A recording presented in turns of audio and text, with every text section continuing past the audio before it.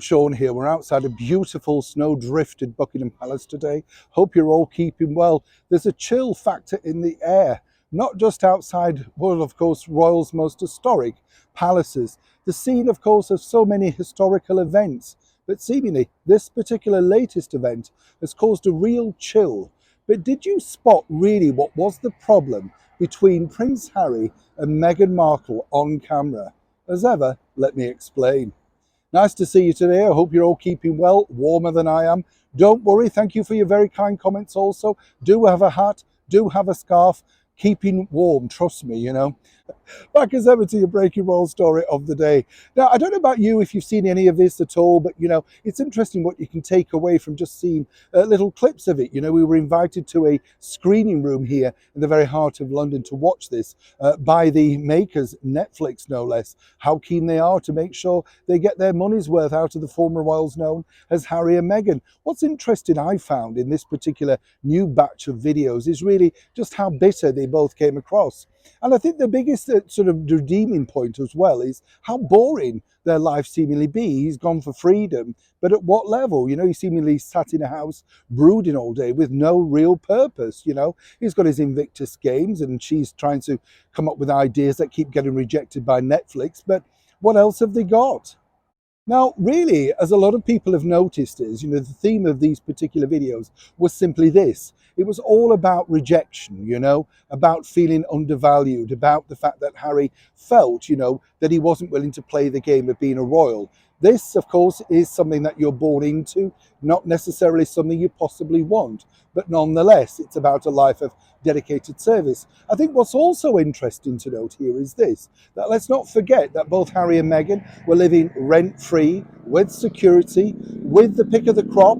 Anything they wished to do was put on a plate exactly for them. Seems so very ungrateful, doesn't it, by all of those people that were working alongside them for so long, how ungrateful they came across. You know, Meghan Markle herself just was, you know, ridiculous in many respects, because we know by that detailed, you know, investigation, she knows a lot about the British monarchy. Why is she lying once again on camera? Fascinating. But really what you could take away from this is a thing over here we call in the United Kingdom simply called the big J, jealousy. Now, if you didn't see it, this is where it came up.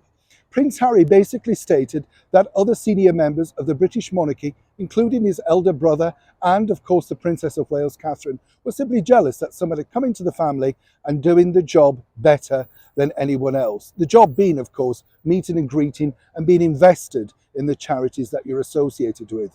The ones, of course, that Meghan couldn't be thanked to do. You know, if you only ask the National Theatre about that.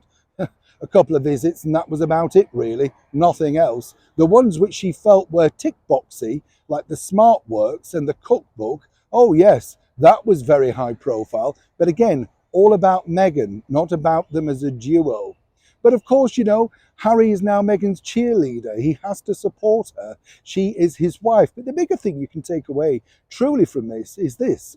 When you look at Prince Harry, he's not a happy man. It hasn't been for some time. And it didn't all just start, you know, a couple of months ago. This has been going on a long time in his life. And some might say that it's not being dealt with correctly.